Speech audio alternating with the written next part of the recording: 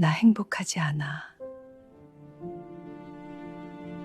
통장에 100만 원이 없어서 저는 제 인생에서 가장 큰 선택을 하게 됐습니다. 그땐 그게 살기 위해 어쩔 수 없는 결정이라고 생각했어요. 그리고 주변 사람들도 모두 제가 잘한 거라고 말했습니다. 하지만 시간이 흘러서야 알았습니다. 그 선택이 제 노후뿐 아니라 제 마음까지 갇히게 만들 줄은요. 오늘 이야기는 돈이 부족해서 시작됐지만 돈으로도 해결할 수 없게 되어버린 한 여자의 삶에 관한 기록입니다. 40년이 넘는 시간이었어요. 남편과 함께한 세월이요. 그 사람 수입에 의지해서 살았던 시간들. 나는 집에서 밥하고 빨래하고 아이들 키우고 그렇게 살았습니다. 근데 어느 날 남편이 쓰러졌어요. 병원에서 몇 달을 버티다가 결국 떠났습니다. 그렇게 나는 혼자 남겨졌어요. 장례식장에서 사람들이 말했어요. 고생 많으셨어요. 이제 좀 쉬세요. 근데 저는 어떻게 쉬어야 할지 몰랐습니다. 40년 동안 남편 곁에서만 살았는데 이제 혼자가 됐으니까요. 남편이 남긴 건 오래된 아파트 하나와 보험금이 전부였어요. 아파트는 2억 정도 되었고 보험금은 1억. 합치면 3억인데 그게 많은 돈처럼 느껴졌습니다. 처음엔요. 근데 자식들이 힘들어하는 걸 보니까 마음이 아팠어요. 큰아들 민준이는 사업이 어려웠고 둘째 서준이는 빚이 있었고 막내딸 준이는 결혼 준비를 하고 있었어요. 다들 돈이 필요했어요. 그래서 저는 결정했습니다. 아파트 팔아서 자식들한테 똑같이 나눠주기로요. 한 명당 1억씩. 그게 제가 엄마로서 할 수 있는 마지막 일이라고 생각했습니다. 자식들은 고마워했어요. 눈물까지 글썽이면서 말했죠. 엄마 고마워요. 이 은혜 평생 잊지 않을게요. 그 말을 듣고 나니까 가슴이 뿌듯했습니다. 근데 막상 재산을 다 나눠주고 나니까 제 손에 남은 건 5천만 원 뿐이었어요.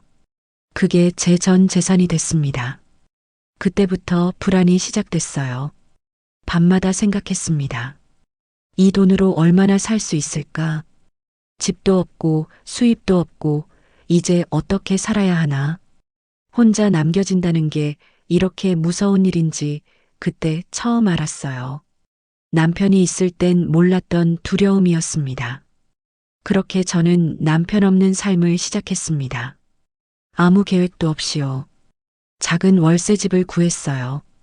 이사를 하고 나니 또 통장 잔고가 줄어들었고 그래서 저는 일을 해야겠다고 생각했습니다.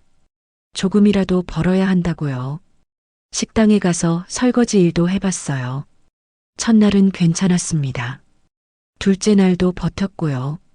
근데 사흘째 되니까 허리가 너무 아팠어요. 서 있는 것도 힘들고 앉아 있는 것도 힘들었습니다. 결국 일주일도 못 채우고 그만뒀어요. 사장님이 말했죠. 나이가 있으신데 무리하지 마세요. 그 말이 위로가 아니라 비수처럼 꽂혔습니다. 정부 지원금은 한 달에 40만 원도 안 됐어요. 이 돈으로 월세 내고 쌀 싸고 전기세 내고 그렇게 살아야 했습니다. 그러다 어떤 날은 병원비도 나갔어요. 이렇게 야금야금 빼서 쓰다 보니 금세 통장은 100만 원도 없는 상황이 되었죠. 허리가 점점 더 아파졌습니다. 처음엔 파스 붙이고 참았는데 나중엔 걷는 것도 힘들어져서 결국 병원에 갔어요. 의사 선생님이 엑스레이를 찍더니 디스크가 심하네요. 수술이 필요합니다. 라고 말씀하셨습니다. 수술비가 얼마냐고 물었더니 입원비까지 합치면 500만 원이 넘는다고 했어요. 500만 원. 저에게는 더 이상 감당이 안 되는 금액이었습니다. 근데 수술을 안 하면 못 걷게 된다고 하니까 선택의 여지가 없었어요. 한참을 전화기를 만지작거리다 결국 자식들한테 연락했습니다. 엄마 허리가 안 좋아서 수술 좀 해야 할 것 같은데 그렇게 조심스럽게 말을 꺼냈죠. 민준이가 먼저 답했어요. 엄마, 미안한데 저희도 지금 여유가 없어요. 가게 운영하느라 빠듯해서요. 서준이도 비슷했습니다. 엄마, 저도 대출 갚느라 힘들어요. 준이는 아예 전화를 안 받더라고요. 그때 깨달았어요. 아, 나는 진짜 혼자구나. 1억씩 줬던 자식들이 500만 원도 안 도와주는구나. 그 순간 제 가슴 속에서 뭔가 무너져 내렸습니다. 엄마로서의 자존심인지 기대였는지 모를 뭔가가 산산조각 났어요. 그때 김 사장님이 나타났습니다. 남편 생전에 설비 일로 알고 지내던 분이었는데 가끔 안부 전화를 주시곤 했어요. 어느 날 병원 앞에서 김 사장님을 마주쳤습니다. 제가 휠체어 밀고 나오는 걸 보고 깜짝 놀라시더라고요. 어머, 사모님 어디 편찮으세요? 사정을 얘기했어요. 허리 수술해야 하는데 돈이 부족하다고, 자식들도 다들 형편이 어렵다고요. 그랬더니 김 사장님이 진지하게 말씀하시는 거예요. 사모님, 혼자 사시기 힘드시죠? 제가 도와드리고 싶습니다. 처음엔 그냥 병원비 좀 빌려준다는 말인 줄 알았어요. 근데 그게 아니었습니다. 김 사장님은 재혼을 제안했어요. 저도 혼자입니다. 사모님도 혼자시고요. 우리 같이 살면 안 될까요? 그냥 저희 집에서 밥 같이 먹고 남은 생 즐겁게 사는 거죠. 병원비도 제가 다 책임지고 생활비 걱정 안 하셔도 되게 해드릴게요. 솔직히 마음에 드는 제안은 아니었습니다. 김 사장님이 나쁜 분은 아니지만 사랑하는 사이도 아니고 그냥 아는 사람 정도였거든요. 근데 저에겐 선택지가 없었습니다. 수술 안 하면 못 걷고 통장에 돈은 없고 자식들은 도와줄 여력이 없고 여러 날 고민을 하다 자식들한테 말했습니다. 엄마가 재혼 생각이 있는데 어떻게 생각하니? 예상했던 것보다 반응이 너무 빨랐습니다. 민준이가 제일 먼저 말했어요. 엄마, 좋은 분이면 하세요. 엄마도 이제 행복하게 사셔야죠. 서준이도 찬성했고요. 엄마가 편하게 사실 수 있으면 좋죠.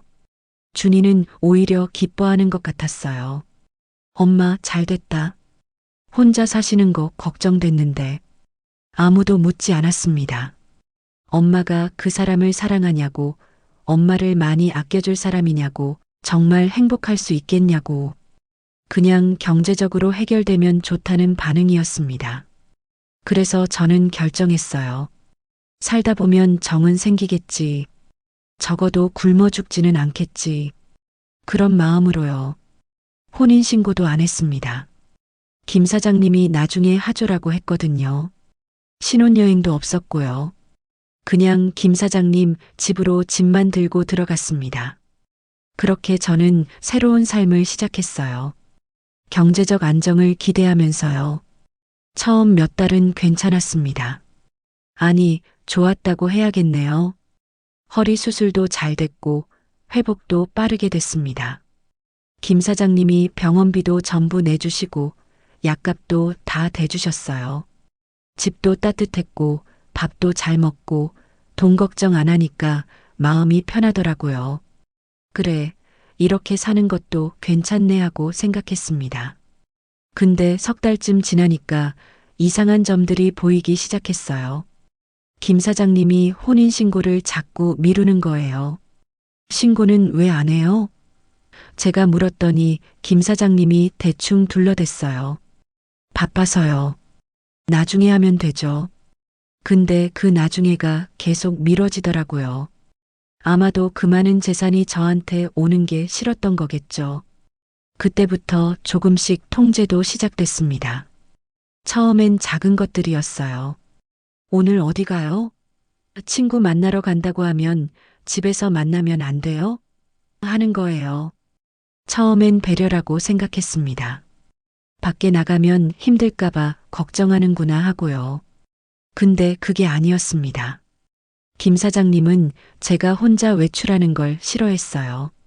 어디 가든 알아야 하고 누구 만나든 보고해야 했습니다. 카드도 김 사장님 명의 것만 쓸 수 있었어요. 현금이 없으니 제 통장은 아예 쓸 일이 없었고요. 뭘 사든 김 사장님한테 물어봐야 했습니다. 이거 좀 사도 될까요? 이 옷 사고 싶은데 괜찮을까요? 허락을 구해야 하는 삶이 된 거예요. 친구들도 점점 멀어졌습니다. 집에서만 만나야 하니까 불편해 하더라고요.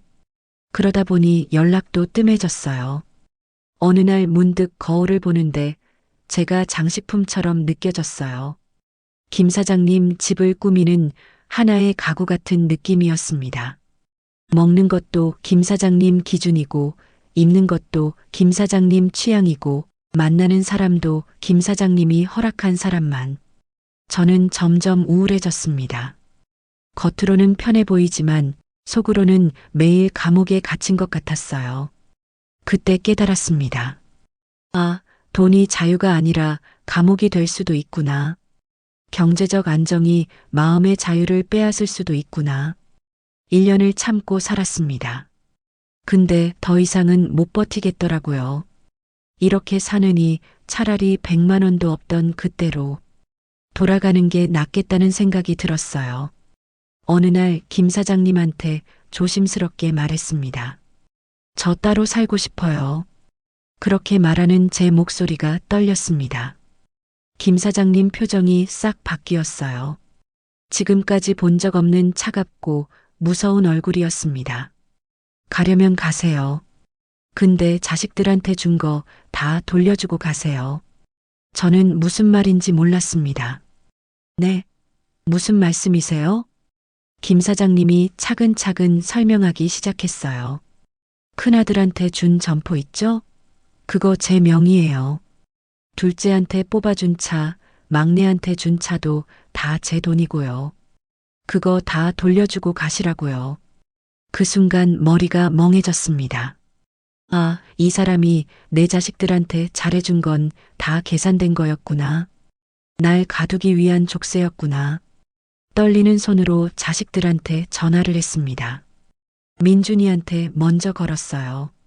민준아, 엄마가 김 사장님이랑 헤어지려고 하는데 점포를 돌려줘야 할 것 같아. 민준이 목소리가 차갑게 식었어요. 엄마, 이제 장사 좀 되는데 어떻게 가게를 내놓으라고 해요? 우리 보고 어떡하라고요? 가슴이 내려앉았습니다. 서준이한테도 전화했어요. 서준아, 엄마가. 말도 끝나기 전에 서준이가 한숨을 쉬었어요. 엄마, 그냥 사세요. 그 나이에 어디 또 가려고 그래요. 저희도 여유가 없다고요. 차 돌려주면 저희는 못 타고 다녀요? 준이는 더 심했습니다. 눈물까지 글썽이면서 말했죠. 엄마, 다시 그 가난한 시절로 돌아가고 싶어요? 엄마도 우리도 다시 그렇게 살 수는 없어요. 그냥 참고 사는 게 어때요? 전화를 끊고 한참을 울었습니다. 아무도 저를 걱정하지 않더라고요. 엄마가 행복한지 괴로운지는 중요하지 않았어요. 중요한 건 점포였고 차였고 김 사장님이 베푼 혜택들이었습니다. 그때 깨달았습니다. 나는 내 자식들한테도 엄마가 아니라 이익의 연결고리였구나. 결국 저는 김 사장님 집에 남았습니다. 갈 곳도 없고 자식들도 말리고 선택지가 없었어요. 김 사장님 집은 따뜻했어요. 음식도 넉넉하고 돈 걱정도 없습니다. 겉으로 보기엔 참 편해 보이는 삶이에요.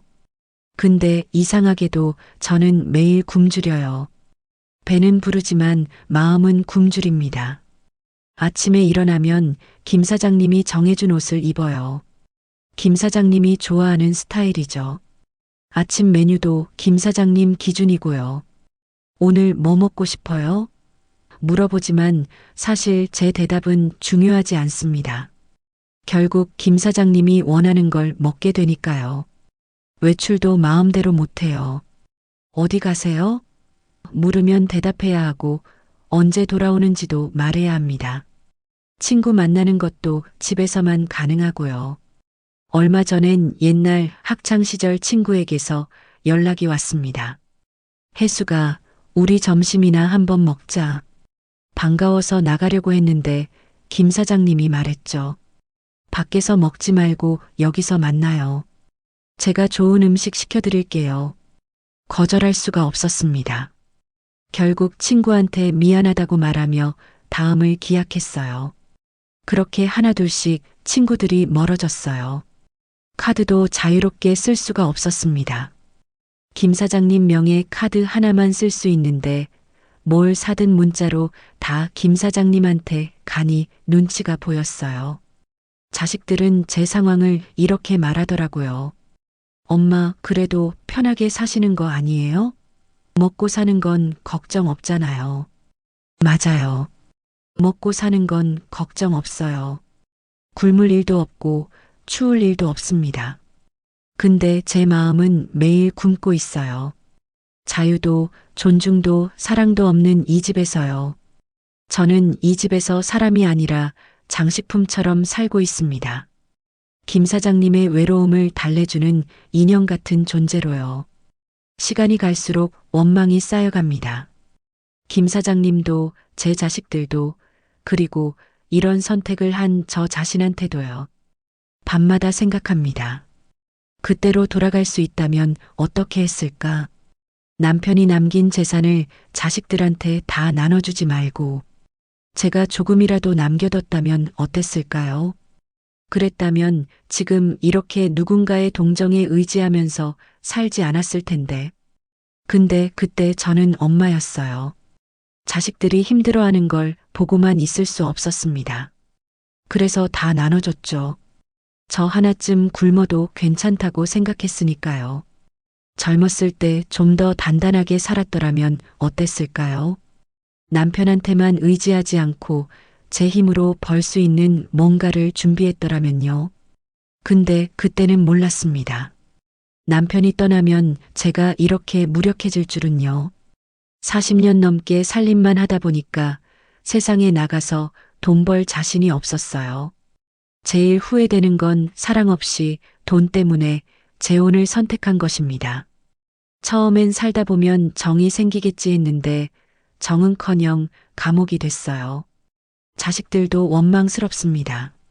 1억씩 줬던 아이들이 500만 원도 안 도와주고 지금은 오히려 제가 김 사장님 곁에 있길 바라잖아요. 자기들이 받은 혜택 때문에요. 가끔 이런 생각을 합니다. 나는 정말 이 아이들의 엄마인가? 아니면 그냥 이익을 연결해주는 다리인가? 이 재혼은 누구도 행복하지 못했습니다. 저도 아니고 김 사장님도 아니고 제 자식들도 아니에요. 누구 하나 진짜 행복한 사람이 없어요. 그런데도 우리는 계속 이 관계를 끌고 가고 있어요. 왜냐하면 모두가 자기 몫이 있으니까요. 저는 집과 생활비가 필요하고 김 사장님은 저라는 사람이 필요하고 제 자식들은 김 사장님이 베푼 돈과 호의가 필요하고 어떤 날은 조용히 사라지고 싶다는 생각도 합니다. 남은 생이 많이 길지 않길 기도하기도 하고요. 하지만 또 어떤 날은 화가 나기도 합니다. 왜 제가 이렇게 살아야 하나? 왜 제 인생이 이렇게 됐나 하고요. 저는 정말 모르겠습니다. 제가 어떻게 해야 할지, 이 지옥 같은 삶에서 어떻게 벗어나야 할지, 여러분들이 저라면 어떻게 하시겠어요? 사람은 누구나 늙고 누구나 약해집니다. 그리고 그 순간이 찾아왔을 때 비로소 알게 되는 진실이 있어요. 내가 지켜온 가족이 언제나 나를 지켜주는 것은 아니라는 것. 평생 마음 다해 키워도 언젠가는 각자의 삶이 더 중요해지고 내가 그들의 우선순위에서 조용히 밀려나는 순간이 찾아온다는 것. 그리고 또 하나, 살면서 아무리 많은 것을 내어줘도 늘 되돌아오는 것이 내가 바라던 사랑이나 감사가 아닐 수도 있다는 사실입니다. 때로는 내가 준 희생이 기억되지도 않고 심지어는 당연한 것으로 여겨질 때도 있습니다. 그럼에도 우리는 사랑을 믿고 가족을 믿고 마음을 다해 살아갑니다.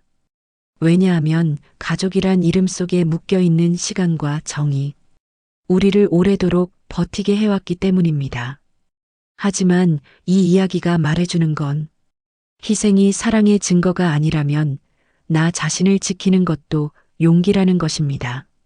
누군가를 위해 모든 걸 포기하는 것만이 부모의 사랑은 아니라는 것. 내 삶을 제대로 세우는 것.